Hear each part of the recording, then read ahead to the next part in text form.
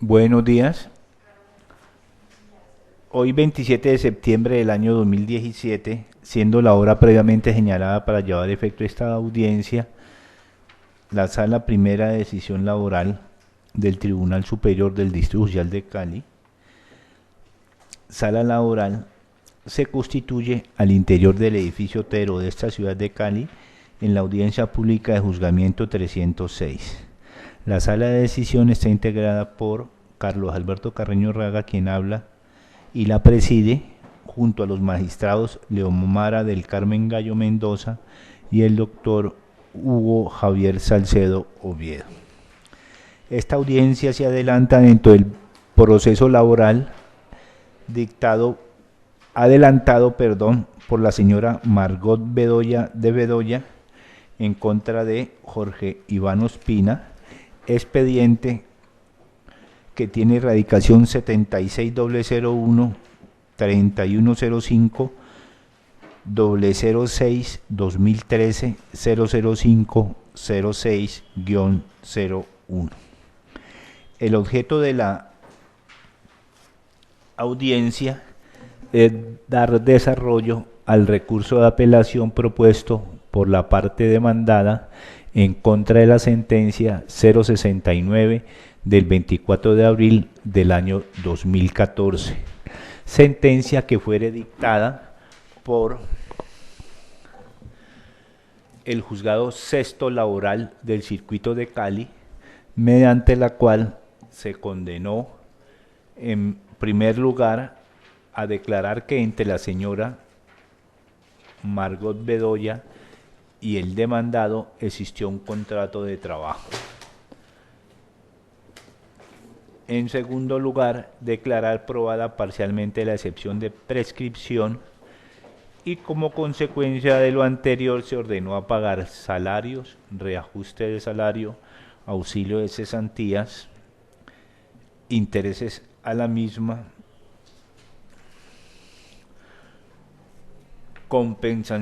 compensación de vacaciones y indemnización moratoria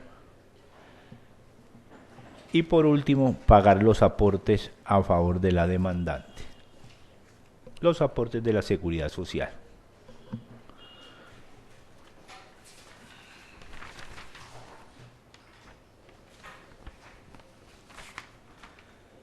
Siendo el objeto entonces resolver el recurso de apelación, se hace menester, y así lo considera la corporación, poner de presente las razones de la alzada.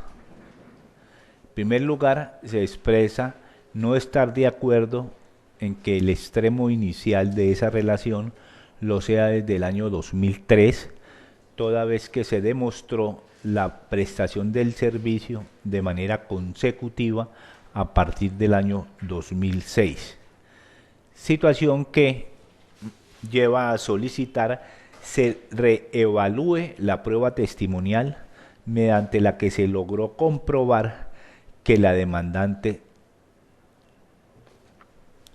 se refirió a fechas que no fueron ciertas y que no prestó sus servicios de manera continuada a partir del año 2003 al 2006. En segundo lugar, se expresa no estarse de acuerdo con la irrelevancia del hecho delictuoso. Por el contrario, se le considera importante para que la actora decidiera no regresar a su relación laboral. Pasando a la fase de alegaciones, se advierte la presencia de la doctora María Cristina Aristizábal Giraldo, de la parte demandante y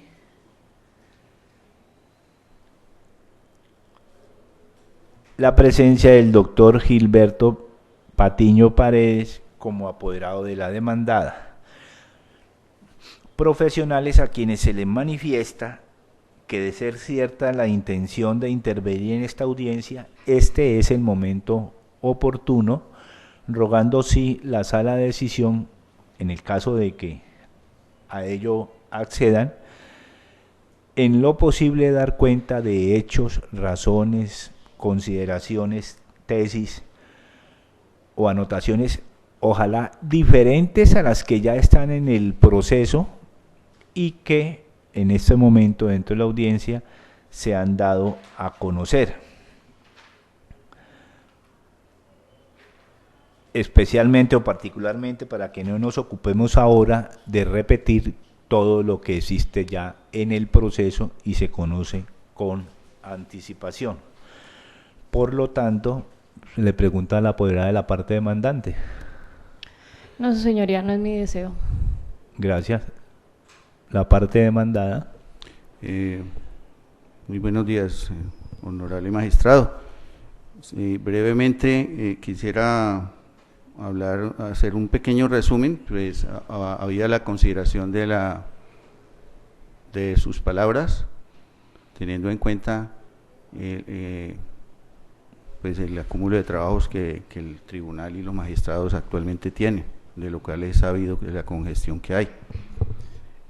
Sí, yo en había llegado un escrito de alegatos de conclusión donde principalmente constituye argumento que sustenta el recurso que el fallador de primera instancia partió de un proceso, de un supuesto procesal no ajustado a realidad verdadera, y es que la demandante Margot de ella se retiró por su propia voluntad, lo cual no es cierto, puesto que ella a la fecha que plasmó el juzgado en dicha aseveración en la sentencia se había ausentado antes de su trabajo y ya había cometido un delito de hurto agravado por la confianza al sustraerse dinero en efectivo de la residencia de su empleador y de su esposa.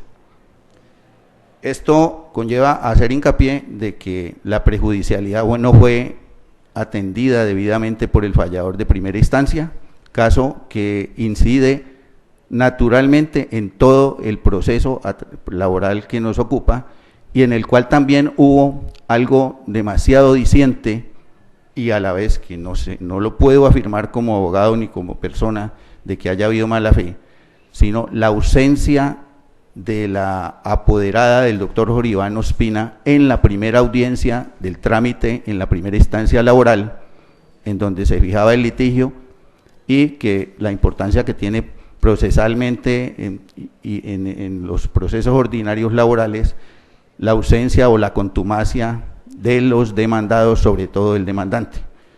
Ella no le avisó oportunamente ni subsanó la ausencia del doctor Ospina, ni la de ella, ni se preocupó de eso, llegando fácilmente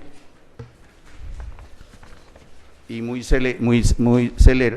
aceleradamente el juzgado, incluso produjo el auto interlocutorio del 17 de marzo del 14 en que el juzgado sexto niega la prejudicialidad totalmente. Y me pregunto también, ¿y los documentos que existen en el plenario al respecto no estaban indicando y probando lo contrario? Es curioso, diciendo que toda vez que no existe proceso penal alguno en contra de la demandante en el proceso, sabiendo que estaba acreditado en el proceso laboral que estaba viendo el juzgador de primera instancia. Es obvio que estaba soslayando una situación judicial previa, evidente, conocida y que tenía que ver implícitamente con el litigio laboral que ese despacho tenía a su cargo, como consta en los folios 56 y 57 de la primera instancia. La prejudicialidad, como bien sabemos, según la jurisprudencia y doctrina jurídica, está constituida como antecedente lógico e imprescindible, sin el cual no es posible, por ausencia de datos típicos, básicos, elementales, dictar una resolución o sentencia sobre el fondo del asunto principal, punto suspensivo, cierra comilla, porque es innegable que la demandante había planeado que su dejación del empleo que tenía lo iba a cobrar bien caro y por adelantado al apropiarse de la gruesa suma de dinero en efectivo que estaba en la alcoba de sus patronos. Buen indicio de esta aseveración la hago, puesto que a continuación del ilícito y de su operación quirúrgica se apertrechó de un equipo de abogados tanto en lo penal como en lo laboral para reclamar jurídicamente y con falsedades una liquidación prestacional muy por encima de la verdad sobre los tiempos reales que había elaborado con el doctor Jorge Iván Ospina y su esposa.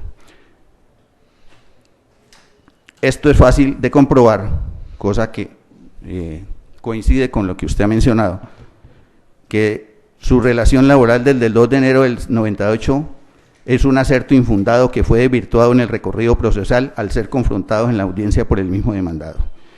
Bueno, y esos son los preliminares de la demanda laboral, y también tener en cuenta que fueron llevados a ese proceso unos testigos, los cuales fueron denunciados por el doctor Ospina Gómez por las falsedades que se atrevieron a afirmar bajo juramento en la primera instancia.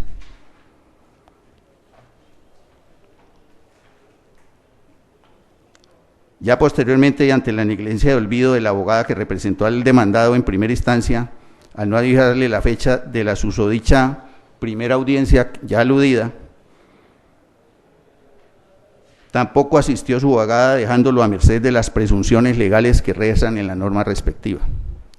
El demandado quedó prácticamente en indefensión jurídica por esta ausencia que no fue deliberada, antes por el contrario, siempre lo asistió un ánimo conciliatorio, de lo cual doy fe. En varias oportunidades estuvimos en casa llamando a los abogados y en casa de la señora demandante, para procurar una conciliación que beneficiaría indudablemente la situación de la señora Margot. Es de anotar que el doctor Jorge Iván Ospina ha instaurado queja ante el Consejo Superior de la Judicatura, que por cierto mañana hay la primera audiencia de la Sala Disciplinaria de Santiago de Cali en contra de la doctora Blancanelli Estrada Trujillo por esa omisión y su posterior desempeño como apoderada en este proceso. De esto conoce su despacho, doctor Carreño. Es indudable que la sentencia número 69 conlleva un protuberante error de hecho al no aceptar la prejudicialidad penal en contra de Margot Bedoya, debidamente argumentada y sustentada como consta procesalmente. Este error condujo el ánimo del fallador a otro error ya en el ámbito del derecho, al proclamar que desechaba las excepciones de inexistencia de la obligación y de la buena fe del demandado. En ninguna de las piezas procesales aborantes está comprobada la mala fe de mi cliente. Antes, por el contrario, en un análisis lógico y congruente de los hechos, salta a la vista el error jurídico del juez, dándole razón a la parte demandante y desechando sin ninguna consideración la presunción al menos de la buena fe de mi prohijado. Es por lo cual que se puede afirmar que es exagerada desde todo punto de vista jurídico y legal la condena de indemnización moratoria impuesta por la sentencia, porque la mala fe del demandado no está probada en parte alguna del proceso. El fallador no recabó prueba alguna de tal supuesto, solo estuvo en su mente la celeridad con la cual produjo el fallo. Además que la condena ordena imponer diversas sumas por concepto de salario y reajustes, cesantías e intereses, lo cual sumado todo con la mencionada moratoria llegaría a suma desmesurada, puesto que la sanción estaría corriendo desde el 10 de abril de 2013 de acuerdo a lo postulado en el numeral quinto de la providencia en cuestión. Señores magistrados, como la doble instancia es un derecho fundamental, según lo tipifica nuestra Carta Magna, que persigue la garantía del derecho sustancial para corregir los errores de diversa índole que incidan en las decisiones judiciales en sus primeras instancias, es que entonces solicito con todo respeto se sirvan tener en cuenta estos argumentos y hechos que han sido traídos a este alegato para que se enmiende o revoque la providencia producida en contra de mi cliente.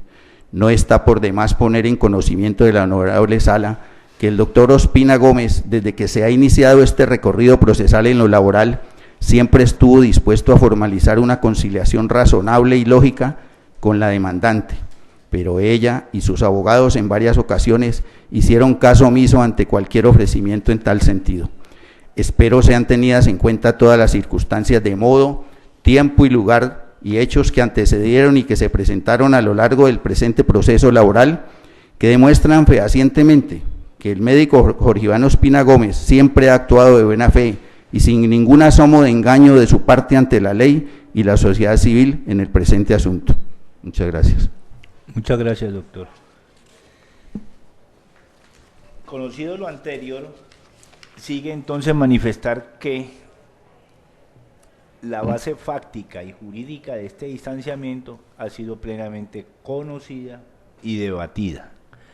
También ha sido conocido los términos de la sentencia dictada por la oficina de primera instancia, lo que nos permite pasar a dictar entonces la sentencia de fondo con los profesionales presentes y una dama hizo aparición. ¿Usted es la demandante?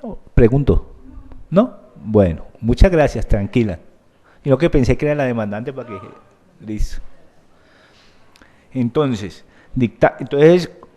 con estas realidades pasamos a dictar la sentencia 281. La sentencia apelada debe confirmarse. Son razones. Sea lo primero anotar que la corporación asume el conocimiento de la presente acción como desarrollo del principio de congruencia que está normado en el artículo 66 de la objetividad laboral y de seguridad social. Lo que nos permite entonces centrarnos en los puntos de la inconformidad reseñados al momento de la apelación. Y este principio de congruencia indica también no poderse acompañar del recurso de apelación sin una afirmación central. Iniciar los servicios laborales desde el año 2006. ¿Y por qué no se podría acompañar esa afirmación central de inicio de labores del año 2006? Porque al contestarse la demanda, la misma parte indica ocurrir los servicios desde el año 2004, pero que el juzgado, en raciocinio no controvertido, encontró origen contractual laboral desde el año 2003, lo que se corrobora con el dicho del demandado al absorber el interrogatorio de parte referente a que los servicios se dieron desde noviembre del año 2003. Esto a pesar de indicarse ser esa prestación del servicio ocasional, pero que para lo del estudio sirve para hacer deleznable la afirmación de el recurso en cuanto a que los servicios se prestaron solo desde el año 2006. Fíjese que son anotaciones de la misma parte demandada.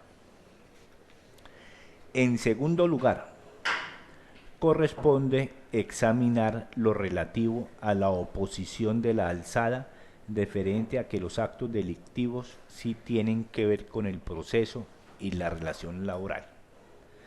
Argumento a la óptica de la corporación también sin éxito, pues es lo cierto que frente a la condena, ella está basada en la relación que pueden tener esos actos delictivos con la condena, sino que esas cifras, objeto o materia de los derechos laborales reconocidos, vale decir, el no pago de los salarios del mes de abril desde la fecha de la condena en forma inferior al salario mínimo legal más alto, y el no pago de las prestaciones sociales, en nada se afecta con lo afirmado en el recurso.